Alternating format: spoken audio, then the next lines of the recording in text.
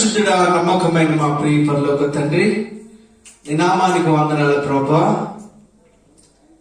ఈ ఆరాధనలో, ఈ వాక్యములో పరిశుద్ధాత్మడ మీరు ప్రత్యేకముగా మీరు మాట్లాడండి. యేసుని 100% మహిమపరచండి. Thank you Lord. హల్లెలూయా. నీతిమంతుడా,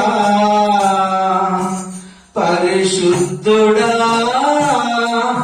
పావన రూపుడా యేసయ్యా. నీతిమంతుడా, పరిశుద్ధుడా, పావన రూపుడా యేసయ్యా. నీ నామమే నా గానమై, నా ప్రాణమై బ్రతికించెను.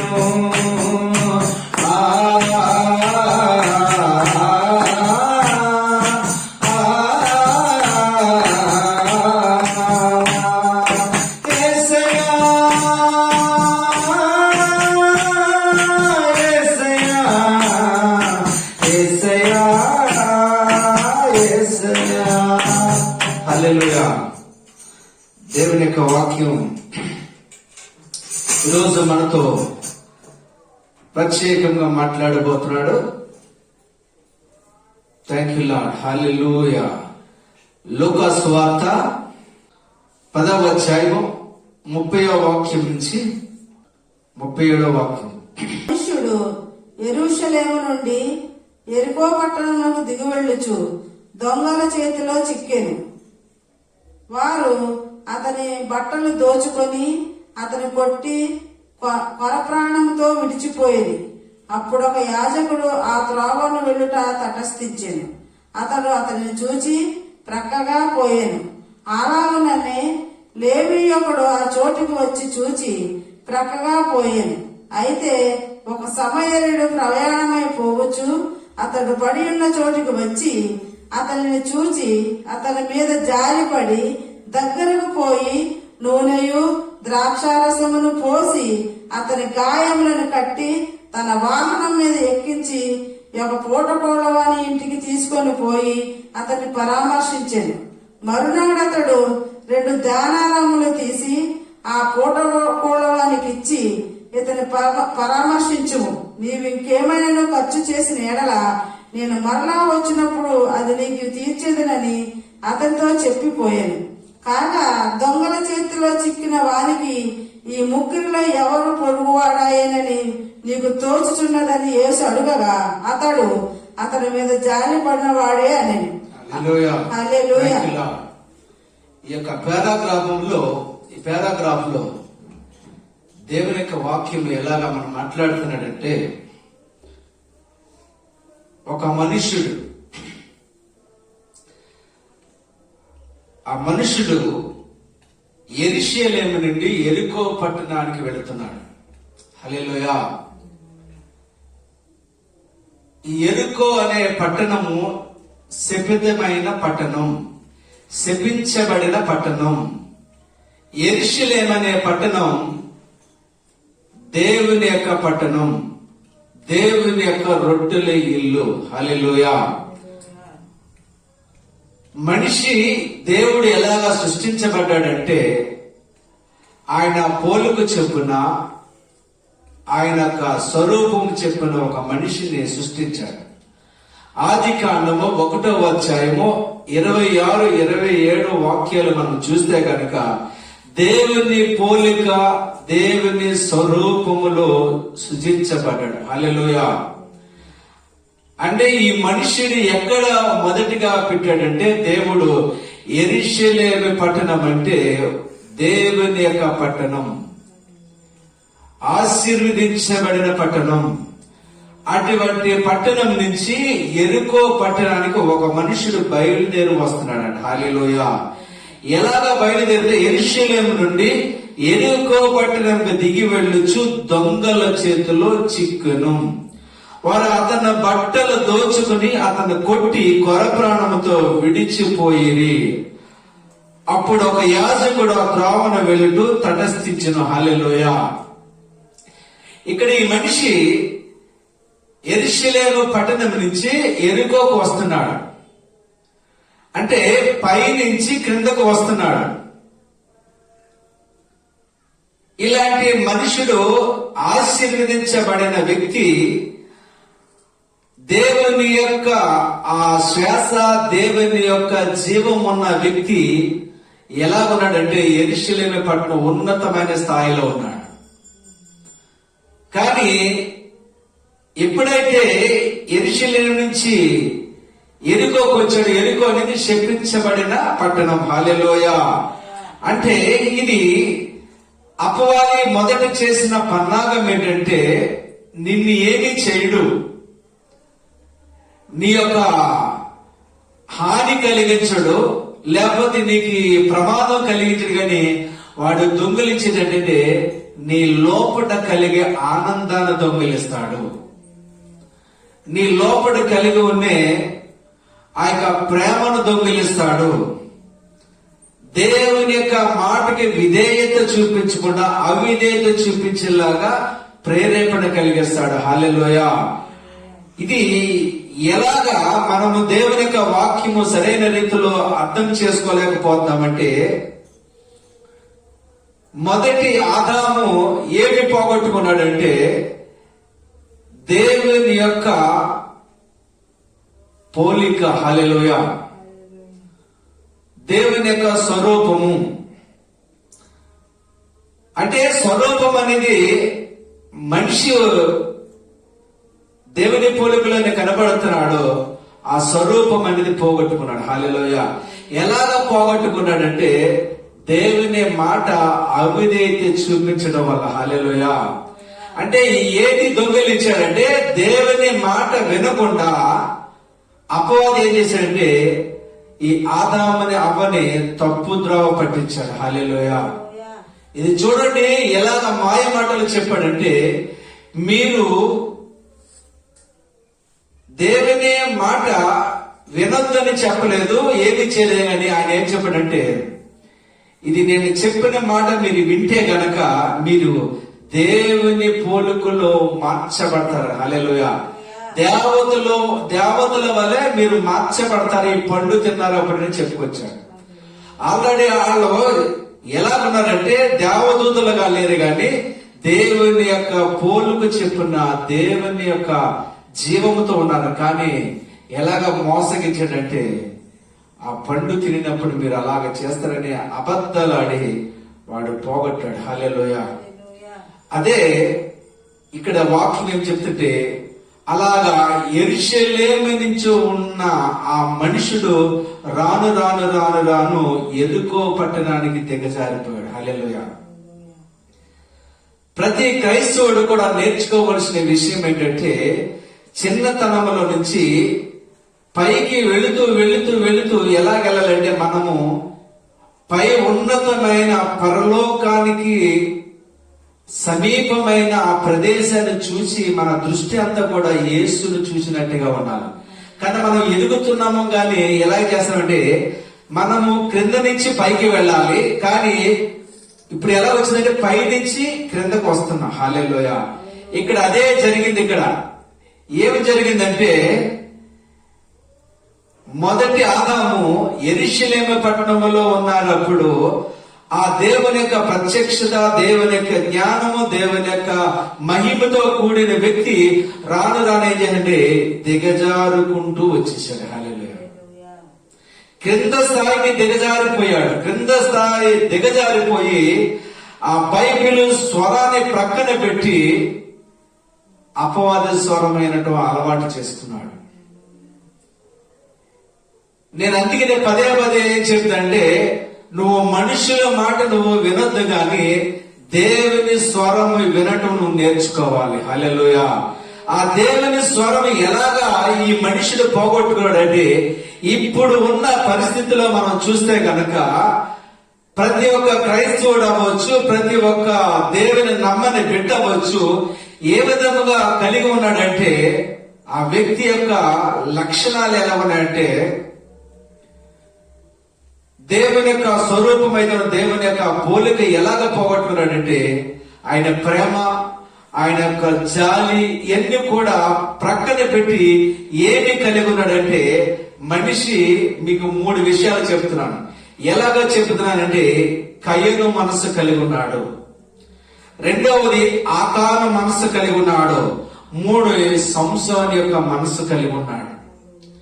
ఈ బైబిల్ 3 వ్యక్తులు మనం చూస్తే గనక కయను ద్వేషముతో నింపబడ్డాడు. హల్లెలూయా. అసూయతో నింపబడ్డాడు. మొదటి ఎలాగా జరిగిందంటే ఆయన దేవునికి అర్పణ చేసినప్పుడు దేవుడు అంగీకరించలేదని ఏమి చేశాడంటే దేవునితో మాట్లాడతాం మానేసి ఏవేళ అర్పణము దేవుడు అర్పించాడు గనక నా అర్పణ అర్పించలేదు గనక నాకు అడ్డు తొలగిపోవాలని ఏవేలుని చంపేశాడు. హల్లెలూయా.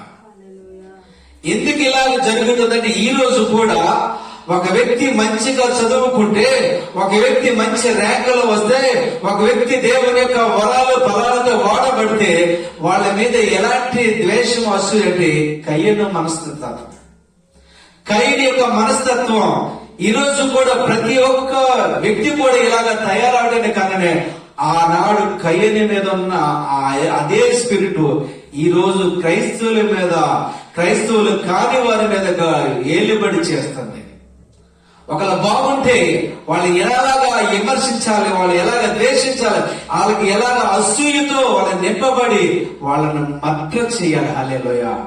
ఆ రోజు కయ్యనైతే ఏబేలుని కర్రతో కొట్టి చంపాడు. కానీ ఈ రోజు ఎలాగైతే చంపుతున్నారంటే మాటలతో, ఆ యొక్క అసూయతో మనుషుల్ని చంపివేస్తున్నారు.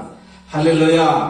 ఈ రోజు క్రైస్తవం ఏంటంటే ఆ యొక్క యెరూషలేము పట్టణం నుంచి శపించబడే ప్రదేశానికి దిగజారుకుంటూ వచ్చేస్తున్నారు. దేవుని నామ స్తోత్రం. రెండో వ్యక్తిని చూస్తే కన్నా ఆకాన్. హల్లెలూయా. ఆకాన్ ఏంటంటే ఇతరుల యొక్క వస్తువుల్ని, ఇతరుల యొక్క ఆశీర్వాదాలు దొంగిలించాలనే ఇదే ప్లాన్ తోటి ఉన్నాడు. అంటే శపించబడిన వ్యక్తి ఎలా ఉంటారంటే ఆ యొక్క శపించబడిన ముట్టొద్దు, శపించబడిన దాన్ని నువ్వు చూడొద్దు అని అంటే దానిని చూడటానికి వెళ్ళి ఎగబరచబడుతున్నారు. కారణం ఏంటంటే ఎగబడుతున్నారు. ఎలాగ ఎగబడుతున్నారంటే దేవునికి విరోధమైన సినిమాలు, సీరియాలు, అబద్ధాలు ఇవన్నీ చూడొద్దంటే దానినే చూడటానికి ప్రేరేపిస్తున్నాడు. ఏదైతే చేయొద్దు, ఏదైతే పట్టుకోవద్దు అది శపించబడిన కార్యాలకి, అపవాది చేసే ప్రతి ఒక్క కార్యాలు శపించబడాలంటే దానికి ఆకర్షించబడుతున్న కారణం ఏంటంటే ఆ యొక్క ఆకాన మీద ఉన్న స్పిరిట్ ఈ రోజు ప్రజల మీద దాడి చేస్తుంది. హల్లెలూయా. ఇది మీరు చూడండి, ఇది నేను చెప్తున్నానంటే కాదు, కానీ మీరు ఆలోచించండి. ఆలోచించి ఏది చేయొద్దంటే అదే చేయడానికి ప్రయత్నం చేస్తారు. ఏది చేయొద్దంటే అదే చేస్తారు. ఏది చూడొద్దంటే అదే చూస్తారు. ఏది అనొద్దంటే అదే అంటారు. ఎందుకంటే ఇతరులు దొంగిలించాలి, నాది కాదని అది ప్రక్కన పెట్టారు. ఇతరులను ఏదైనా సరే అది దొంగిలించి ఇలా ఆస్తిపరులు అవ్వాలి, ఇలా ఐశ్వర్యవంతులని ఇదే దృక్పథంతో, ఇదే యొక్క ఆలోచనతో కలిగి ఉన్న కారణం ఏంటంటే ఆకారం మీద స్పిరిట్. హల్లెలూయా. శపించబడిన ఆ యొక్క వస్తువులు తీసినప్పుడు ఏమి జరిగిందంటే మనం వాక్యంలో చూస్తే మనకి స్పష్టంగా అర్థమవుతుంది. చూడండి, యెహోషువ గ్రంథము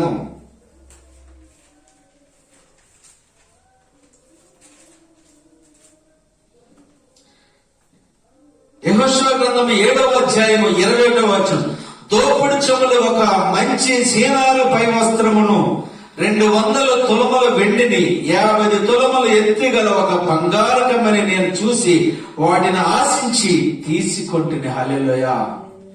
యెహోషువతో దేవుడు చెప్పాడు, శపించబడిన ఆ యొక్క వస్తువులు ఏది ముట్టుకోవద్దంటే యాకాన్ ఏం చేశాడంటే యెహోషువతో అందరితో ఉన్నాడు. కానీ అతని యొక్క మనసు ఎలాగ పోయిందంటే శపించబడని సేనారు వస్త్రాలు దొంగిలించాడు, వెండిని దొంగిలించాడు, బంగారాన్ని దొంగిలించాడు.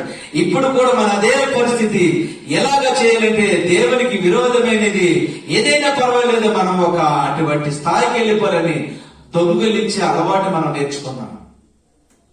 హల్లెలూయా.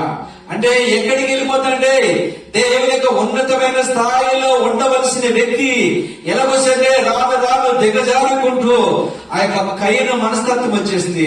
ఆ కారణం మనస్తత్వం వచ్చి మరొక విషయంలో దేవుడి యొక్క పిల్లల్ని ఎలాగా అపవాది దాడి చేస్తున్న మరొక గొప్ప ఆయుధం ఏంటంటే వ్యభిచారం. హల్లెలూయా. వ్యభిచారం. సంసోను ఎలాగా పడ్డాడంటే సంసోనుకు ఒక ప్రణాళిక ఇచ్చాడు. ఆ ప్రణాళికలో ఎలాగా దేవుడు చేయడంటే ఇశ్రాయేలు ప్రజలకి నువ్వు ఒక నాయకుడిగా ఉండాలని ఒక ప్రత్యేకమైన అభిషేకం ఇస్తే ఆ అభిషేకము మంగళ కత్తి కూడా నీ తల మీద పడకుండా అది సవరమైన చేయకుండా నువ్వు ఒక ప్రత్యేకమైన దేవుడి యొక్క లేక పుట్టిన ఆ యొక్క వ్యక్తి సంసోను. అలాంటి వ్యక్తి దేవుని యొక్క పని చేయడు, దేవుని యొక్క పిలుపు విడిచిపెట్టి ఎలా వెళుతున్నాడంటే దెలీలా యొక్క ఆ మనసులో పడిపోయాడు. దెలీలా అనే ఆ పదానికి ఏంటంటే లాలనగా ఆ యొక్క కంటి చూపుతో ఆ యొక్క మృదువైన యొక్క ఆ యొక్క అందముతో ఈ యొక్క సంసాన్ని ఆకట్టుకుంది. హల్లెలూయా. అంటే ఫిలిష్తీయులు దేవుని యొక్క పిల్లలకి అసహ్యమైన వాళ్ళు, అసహ్యమైన పిల్లలను చేసుకోవడానికి ప్రేమించడానికి ఇది పురుకొలిపిన వ్యక్తి. ఈయన బలమైన యొక్క యోధుడు, అభిషేకించబడిన సింహాన్ని 2 ముక్కలుగా చీల్చివేసిన ఈ వ్యక్తి దవడ ఎముకతోడు అనేక మందిని, వేల మంది చంపిన వ్యక్తి ఈ రోజు ఏం చేయండి ఒక దెలీలా యొక్క ఆ యొక్క బంధకములో బంధించబడ్డాడు. ఈ రోజు కూడా మనము కూడా ఎలాగ బంధించబడతామండి. దేవుని యొక్క పిల్లలు కూడా ఆడు ఏం చేస్తున్నాడంటే నీ మనసులో ఉన్న ఆనందాన్ని దొంగిలిస్తున్నాడు. నీ మనసులో ఉన్న ఆ యొక్క సంతోషాన్ని దొంగిలించి దేవుని యొక్క నామానికి అసభ్యకరంగా చేయడానికి వాడు దొంగిలిస్తాడు. హల్లెలూయా. దేవుని నామానికి స్తోత్రం కలిగిన గాక. మన యొక్క టీవీలో మనం చూస్తే కనుక టీవీలో ఒక డాక్టర్, పశువుల డాక్టర్, ఆవిడ ఒక స్త్రీ, ఆవిడ మోటార్ సైకిల్ వెళ్ళినప్పుడు ఏం చేశారంటే ఈ యొక్క యవనస్తులు చేసి అమ్మాయిని పాడు చేసి ఒక గడ్డిలో మొత్తం ఆ శవాన్ని దాంట్లో పెట్టేసి తగలబెట్టేసి నామరూపాలు లేకుండా కాల్చేశారు. హల్లెలూయా. అంటే ఎలాగ చేస్తుందంటే ఈ అసూయ, ఈ దేశము, ఈ యొక్క వ్యభిచారం అనేది ఈ 3 కూడా ఏం చేస్తారంటే క్రైస్తవుల మీద పని చేస్తూ మొదలు పెడుతుంది. మీరు ఆలోచించండి. కయ్యనలాగా లేరా? ఆకానులాగా లేరా?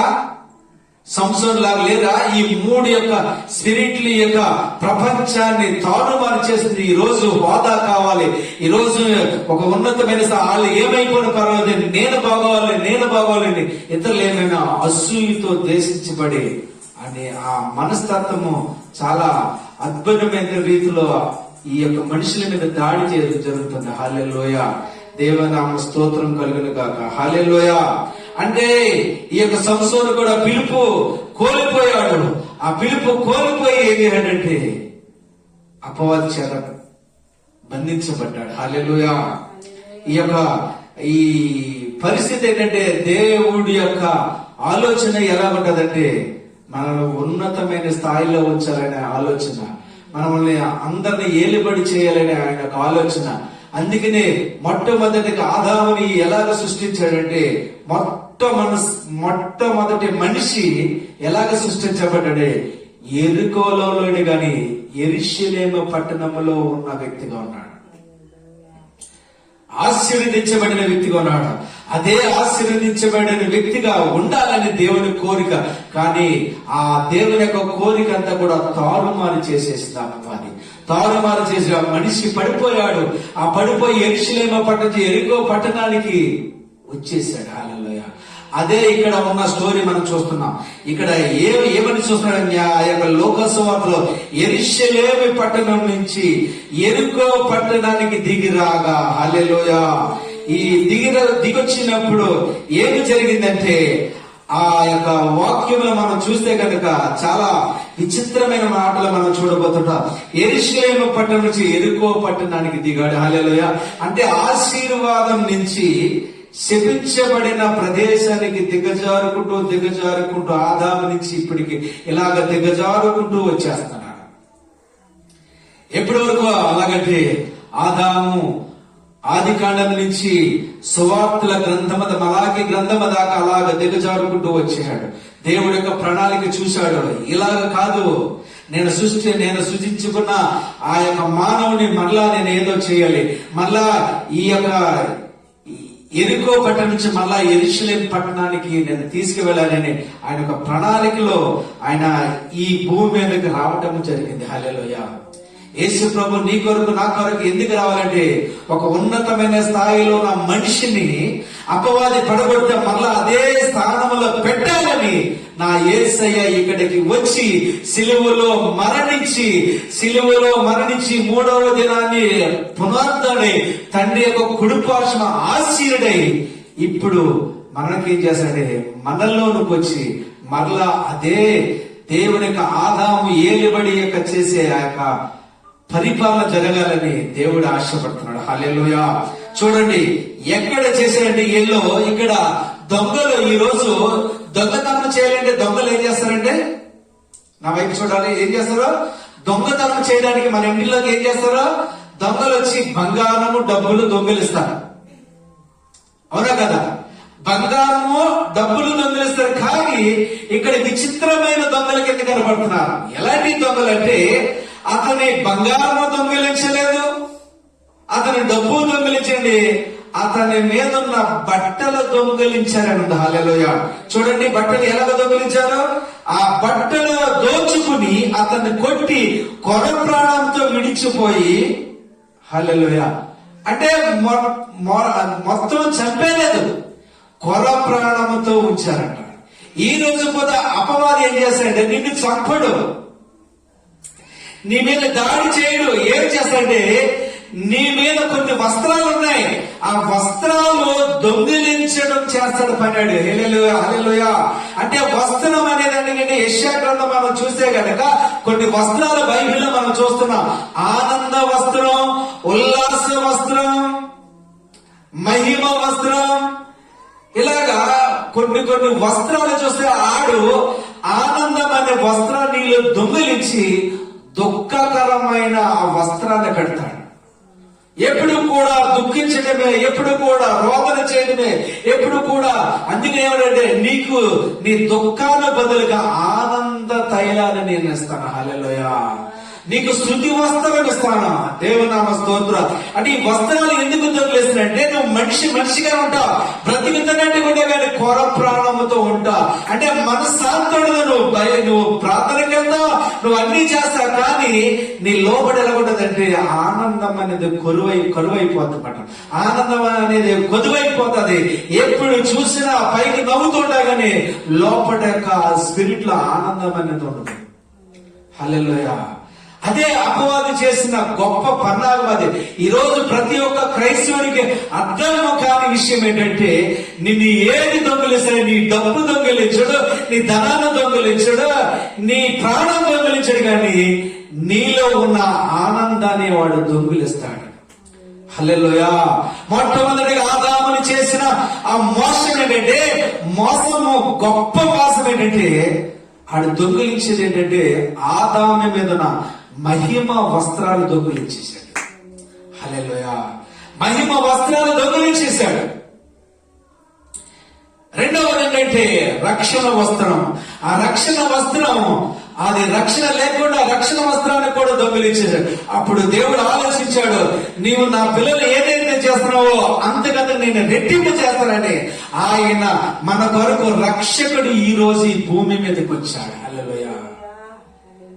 అంటే లోక మానవాళి ఈ పాపంతో నింపబడిన ఈ మనిషి మీద ఎంత ప్రేమ కలిగి ఉన్నాడంటే నా యేసు ప్రభు మరలా రక్షణ నేను తీసుకొస్తాను, మరలా స్తుతి వస్త్రం నేను ఇస్తాను, మరలా మహిమ వస్త్రాన్ని నేను ఇస్తాను, నువ్వు దొంగిలించావనుకుంటున్నావు కనుక నేను ఇస్తానని ఆయన ఏం చెప్తున్నాడంటే ఆ యాజకులతోటి చేయలేని పని ఈయన మనకు మధ్యవర్తుకుని మనకు చేయడానికి ఈ భూమి మీదకి వచ్చాడు. హల్లెలూయా.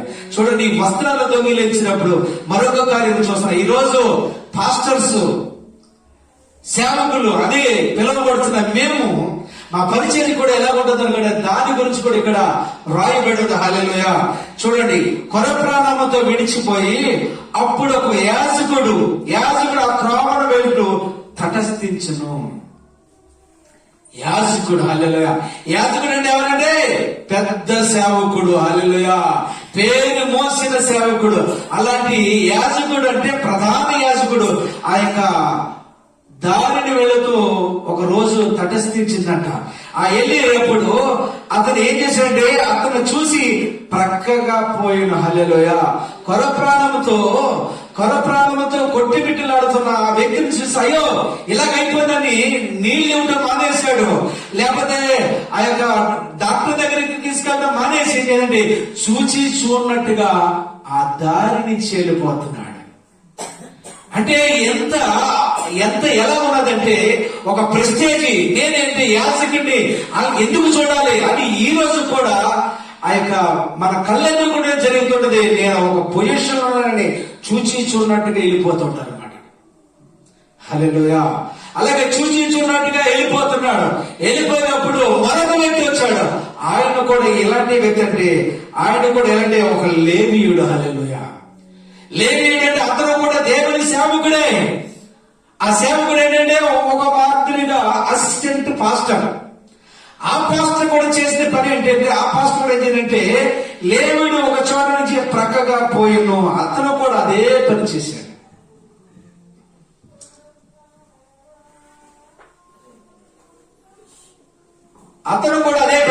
హల్లెలూయా. ప్రధాన యాజకుడు అదే పని చేశాడు. అసిస్టెంట్ ప్రార్థన అదే పని చేశాడు. అసిస్టెంట్ పాస్టర్ అదే పని చేశాడు. ఏంటి సేవ ఎక్కడ ఉంటుంది? దేవుడు ఒక ప్రత్యేకమైన పిలుపునిచ్చాడండి. ఆ పిలుపుని నువ్వు కోల్పోయి నువ్వు ఏమి చేస్తున్నావు? ప్రజలకు ఏమి చేయాలి? ప్రజలకి ఏదో మబ్బి మాటలు చెప్పి, మాయ మాటలు చెప్పి, దేవుని మాటలు చెప్తున్నట్టుగా నువ్వు భ్రమలో ఉండి వాళ్ళ డబ్బు కాజేయడానికి నిన్ను ఎన్నుకున్నాడా? లేదు.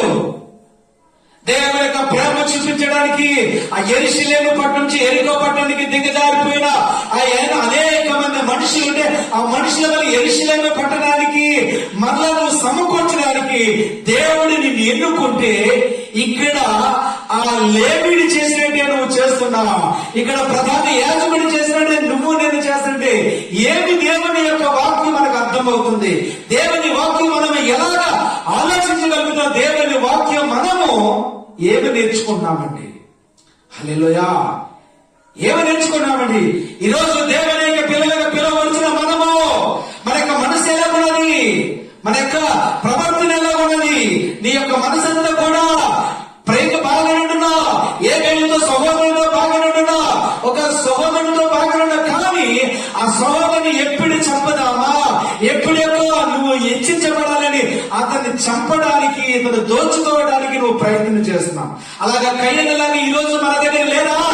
ఈ రోజు కయ్యన మనసు కలిగిన సేవకులు లేరా? కయ్యన మనసు కలిగిన విశ్వాసులు లేరా? నేను అదే మాట్లాడుతున్నాను.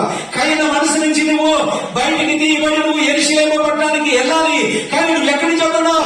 యెరూషలేము నుంచి కింద స్థాయికి దిగించున్నావు. యెరూషలేముని బట్టి ఇంకా పైపైకి వెళ్ళవలసిన వ్యక్తి నువ్వు కింద స్థాయికి దిగజారిపోతున్నావు. హల్లెలూయా. అలాగే ఆకారంగా మనసు ఇప్పుడు ఈ రోజు అనేక మంది కూడా పట్టబడడానికి కారణమని ఆకారం ఇతర వస్తువులను దొంగలించడానికి నీకు మనసు ఎలా గొప్పది?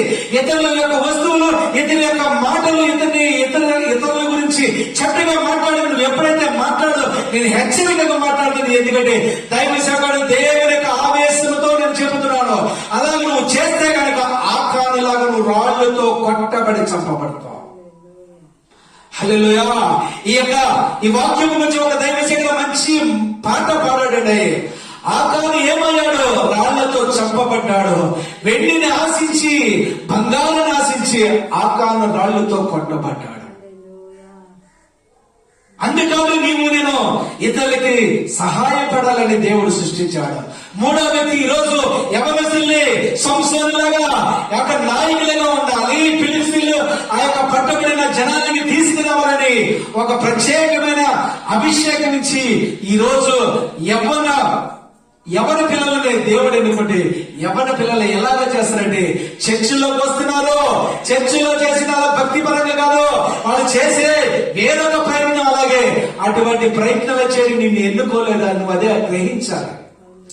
ఈ రోజు ప్రపంచాన్ని అల్లాడి చేస్తున్న ఈ రోజు యూత్ యవనస్తులు ఎలాగ దేవునికి కావాలంటే సంసోనులాగా బలమైన వ్యక్తికి ఫిలిస్తీయుల యొక్క చేతులని ఇశ్రాయేల్ ప్రజల్ని ఆ యొక్క దేవుని వైపు తిప్పగలిగిన అటువంటి నాయకుడిలాగా ఉంటున్నావా, లేకపోతే దెలీలాగా నువ్వు పట్టబడిన ఆ యొక్క బంధించబడి చనిపోయే వ్యక్తిలాగా నువ్వు తయారవుతావా? హల్లెలూయా, హల్లెలూయా. థ్యాంక్ యూ లార్డ్ ప్రభా. దేవుని యొక్క కృప ద్వారా ఈ రోజు ఇక్కడ ఎందుకు వచ్చాడంటే దేవుడు ఈ రోజు నాతో మాట్లాడండి. ఇప్పుడు అక్కడ ఒక వ్యక్తి వస్తున్నాడండి. ఈ రోజు అదే నాతో కన్నీరుతో విడిచి మాట్లాడుతున్నాడు. క్రైస్తవులు ఈ రోజు చూసినా క్రీస్తు కనబడట్లేదు. దేవుని యొక్క వాక్యం కనబడి వీళ్ళ క్రైస్తవులా, వీళ్ళ క్రైస్తవులు కాదు, క్రీస్తుని అవమానపరిచే ఒక భయంకరమైన శిష్యులుగా ఉన్నారండి. ఆ యొక్క ప్రజల్లోనూ అన్ని జనాంగాల్లోనూ క్రైస్తవులు ఈ రోజు తిట్టుకుంటున్నారు. హల్లెలూయా. కానీ అక్కడ చూడండి, దేవుని యొక్క వాక్యం అంటే తెలియదు. ఒక యాజకుడిగా లేడు, ఒక లేవిడిగా లేడు, కానీ ఒక వ్యక్తి ఆ దారిలో నుంచి వెళ్తున్నాడు. చూడండి, ఆ దారి నుంచి ఆయనకి ఒక సమరయుడు ప్రయాణం పోవచ్చు అతడు పడిన చోటను వచ్చి అతనిని చూసి అతని మీద జాలిపడి. హల్లెలూయా. ఇక్కడ వ్యక్తి సమరయుడు. సమరయుడు అంటే దేవుని యొక్క పిల్లల కాలంలో దేవుని నమ్మని అన్యజనుడు. అన్యజనుడు చూడండి, ఆ వ్యక్తి అలాగా పడి ఉంటే అయ్యో కొరపడడంతో పడి ఉన్నాడే, ఏమైందయ్యా ఏమైందైనా వచ్చి ఆ యొక్క వ్యక్తిని లేపి నీళ్లు పట్టి ఆ యొక్క ద్రాక్షరసం ఇచ్చి నూనె రాసి ఆయన బాబు పర్వాలేదు నేనున్నానని హాస్పిటల్కి తీసుకెళ్తున్నాడు. అలాగే ఈ రోజుకి దేవుని దగ్గరికి రాకపోవడం కారణం ఏంటంటే, ముఖ్యమైన కారణం ఏంటంటే క్రైస్తవుల్లో ప్రేమ అనేది లేదు, కానీ ద్వేషం అనేది ఎక్కువ. అది ప్రత్యేకముగా అది ప్రబలపోతుంది. హల్లెలూయా. అసూయ ప్రబలపోతుంది. ఈ యొక్క ఈ విచారం అనేది ఇవన్నీ కూడా ఏంటంటే దేవుని ప్రేమించకుండా ఏది ప్రేమిస్తున్నారంటే ఈ లోకానుసారమైన ధనము, వెండి, బంగారము ఎన్ని కూడా ప్రేమించినప్పుడు దేవుడు నన్ను కాక మీరు ఏదో ఒకటి విగ్రహం చేసిన అది వ్యభిచారంతో సంబంధము ఉన్నదని వ్యభిచారంతో పోలుస్తున్నాడు. హల్లెలూయా. యేసు కంటే ఎక్కువగా ఎవరిని ప్రేమించినా మనం ఏం చేస్తాంటే వ్యభిచార కర్మ వల్ల. హల్లెలూయా. అంటే చాలా మందికి ఈ రోజులు తెలియని విషయం అంటే వ్యభిచారం అంటే శారీరకమైన సంబంధం కనుక. శారీరకమైన సంబంధం గురించి దేవుడి మాట ఇశ్రాయేలు ప్రజలే నన్ను కాక వేరొక దేవుడు నీకు ఉండకూడదు. నీ యొక్క భూమి మీద, భూమి కింద, భూమి పైన, ఆకాశం కింద ఏ ప్రతిభను కూడా నీవు నమస్కారం చేయకూడదు. నేనే దేవుని నీకు పూర్ణ మనసుతో పూర్ణాత్మతో ఆరాధించాలని. హల్లెలూయా. అలా ఆ విధముగా ఆ సమయం వచ్చినప్పుడు యేసు ప్రభు ఇక్కడ మనకి ఎంటర్ అవుతున్నాడు. యేసు ప్రభు ఎలా ఉంటే ఆ సమరయుడు అన్యుడిగా ఉన్నాడు, కానీ మనకి మంచి సమరయుడిగా ఈ భూమి మీదకి వచ్చాడు. హల్లెలూయా. ఆ మంచి సమరయుడు ఏం చెప్తాడు, అతను చూసి అతని మీద జాలిపడి దగ్గర పోయి నూనెయు ద్రాక్షరసం పోయి అతని గాయాలు కట్టి తన వాహనం మీద ఎక్కించి ఒక పూటగొడవ అనేది తీసుకుని పోయి అతను పరామర్శించి మరణ 2 దేనారములు ఇచ్చినట్ట. హల్లెలూయా. 2 దేనారములు తీసుకుని పూటగొడవ ఇచ్చి ఇంకా ఏమైనా నాకు కావాలంటే నేను ఇస్తాను అన్నాడు. హల్లెలూయా, హల్లెలూయా. దేవుని నామ స్తోత్రం కలిగిన గాక. హల్లెలూయా, హల్లెలూయా. ఆ ముగ్గురులో ఎవడ పొరుగువాడైనను నీకు తోచుచున్నదని చెప్పున దొంగల చేతులు చిక్కువానికి ఈ ముగ్గురులో ఎవడు పొరుగువాడైనా ప్రేమించడం చెప్తుంటే ఎవరి ముగ్గురు? యాజకుడిగా పిలవచ్చున్నవాడా, లేకపోతే లేవీయుడా, లేకపోతే దేవుని తెలియని అన్యుడిగా ఉన్న ఆ సమరయుడా అని చెప్తుంటే ఆ సమరయుడు జాలి చూపించాడు. హల్లెలూయా. చూపించాక ఆ మంచి సంగ్రహణ మందుడు ఏమైనా మాట్లాడితే నీకు 2 ధ్యానాలు ఇస్తారు. హల్లెలూయా. ధ్యానాలం అనే మాటకి ఏంటంటే రూపాయి. ధ్యానాలం అనే మాటకి ధ్యానాలం అనే మాటకి ఏంటంటే ₹1,000. అంటే 2 ధ్యానాలను ఇస్తాను. 2 ధ్యానాలు అంటే 2 ₹1,000 కలిపితే రూపాయి. హల్లెలూయా. అక్కడ ధ్యానాలం అనే మాటకి కింద ఫుట్నోట్ లో ఇది ఇంచుమించు ₹1 కావచ్చు. అంటే 2 ధ్యానాలను అంటే రూపాయి మనకిస్తున్నాడు. ఆ రూపాయి అంటే అర్ధ భాగమేమో పాత నిబంధన ₹1,000, అక్కడి నుంచి కొత్త నిబంధన ఇచ్చి ఆ యొక్క ప్రకటన గ్రంథకు ₹1,000. ఈ 2 ₹1,000 కలిపి ₹1 మనకు బైబిల్ ఇచ్చారు. హల్లెలూయా. ఆ రూపాయి ఎవరో కాదు, నజరేయుడైన యేసు. ఆ ఒక్కడే ఆ యొక్క మధ్యవర్తిగా ఉండి మనకి యేసు మనలోనికి వచ్చి ఆయన ఏం చేశాడంటే నిన్ను నన్ను జీవంలో తీసుకురావడానికి, యెరూషలేము పట్టణానికి తీసుకురావడానికి ఈ భూమి మీదకి వచ్చాడు. హల్లెలూయా. థ్యాంక్ యూ లార్డ్ ప్రభువా. హల్లెలూయా. అంటే మొదటిగా నేనేం చేదే బంధించబడ్డాడు, దోచుకోబడ్డాడు. ఆ వ్యక్తి ఎలాగంటే బంధించబడ్డాడు, దోచుకోబడ్డాడు. మొదటి దోచుకోబడ్డాడు, రెండవది బంధించబడ్డాడు, మూడవది విడిపించబడ్డాడు, నాలుగవది విజయం పొందుకున్నాడు. హల్లెలూయా. దోచుకోబడ్డాడు, బంధించబడ్డాడు.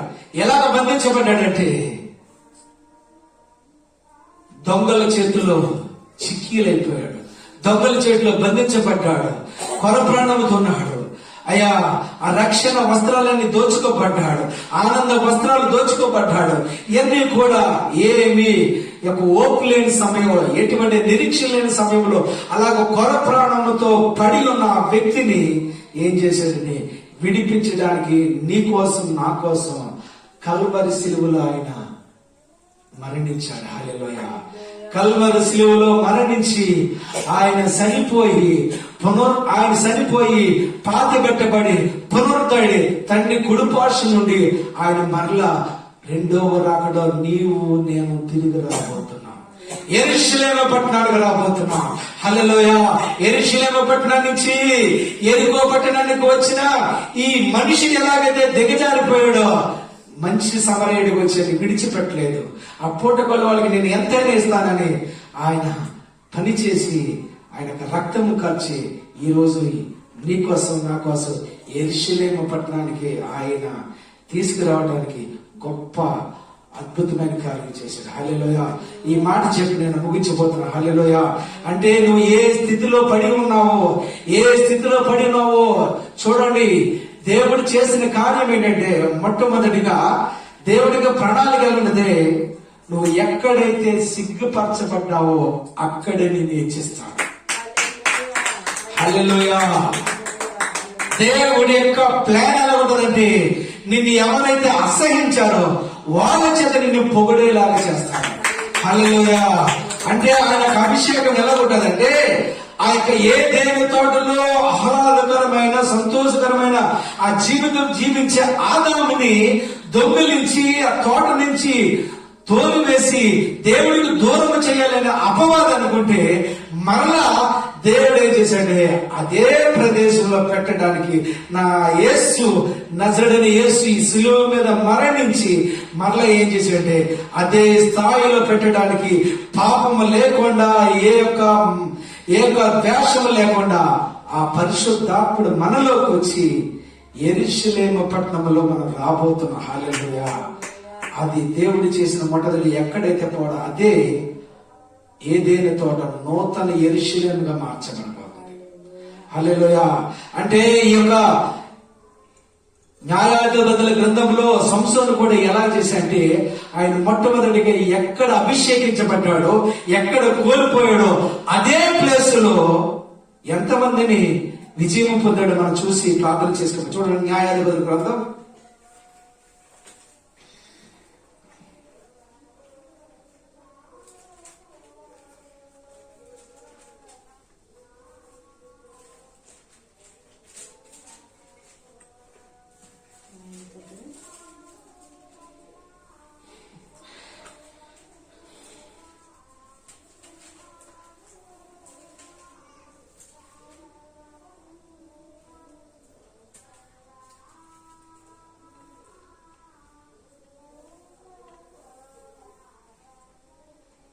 హల్లెలూయా. చూడండి, ఆ న్యాయాధిపతుల గ్రంథము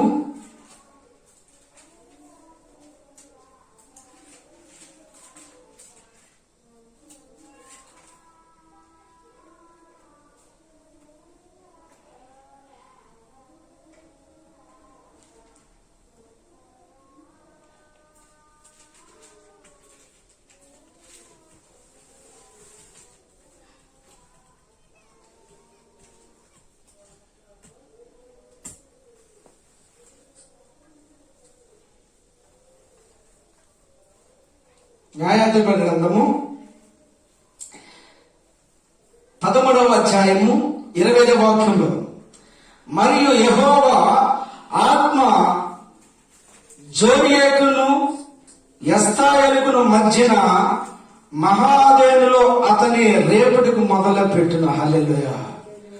మొట్టమొదట ఆయన ఎలాగ అభిషేకించాడంటే, ఆ ప్రదేశము ఏ ప్రదేశం అంటే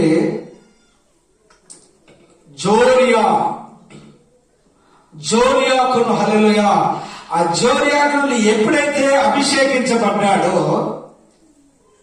అతను అభిషేకాన్ని కూలిపోయాడు. హల్లెలూయా.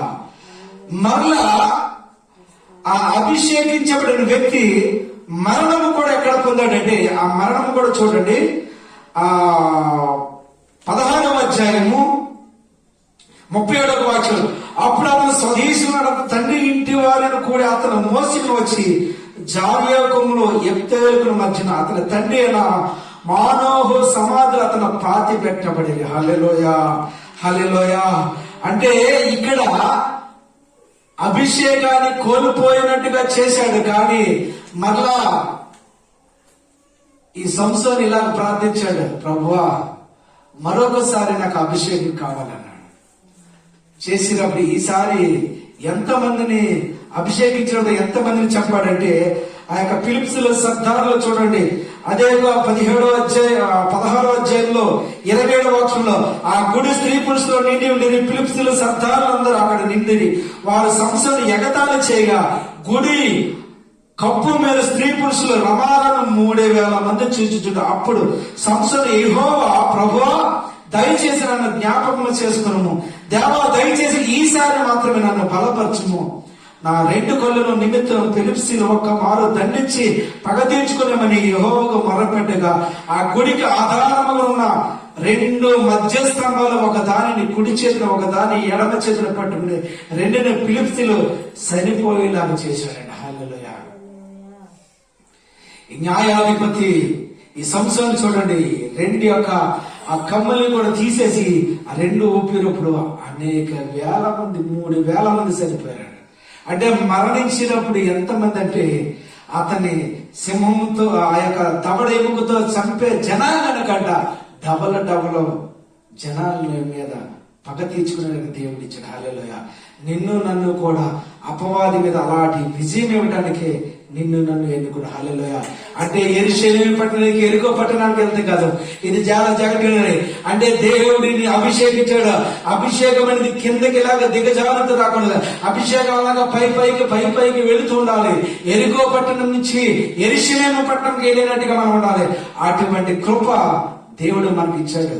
అటువంటి కృప నువ్వు అర్థం చేసుకోవాలని ఈ వాక్యము మీ హృదయంలో, మీ వినికుడిలో కూడా ఫలించాలని నేను ప్రార్థన చేయను. తండ్రి, పరిశుద్ధమ నమ్మకమైన ప్రభు, అయ్యా మాతో చెప్పిన ఈ మాటలు తండ్రి, అయ్యా నీవు చెప్పిన మాటలు తండ్రి, యెరూషలేము నుంచి యెరికో పట్టణానికి దిగజారాడు. కానీ యెరూషలేము నుంచి యెరికో అని శపితమైన ప్రదేశానికి మేము వెళ్ళడానికి కలిగింది. ఆ యొక్క శపించబడిన మనిషిని మమ్మల్ని యెరికో పట్టణం నుంచి యెరూషలేము పట్టణానికి తీసుకెళ్ళడానికి మమ్మల్ని ఎన్నుకున్నావు తండ్రి. అందుని బట్టి నీకు స్తోత్రాలు తండ్రి. అయ్యా అటువంటి కృప మాకు ఇచ్చినందుకు వందనాలు.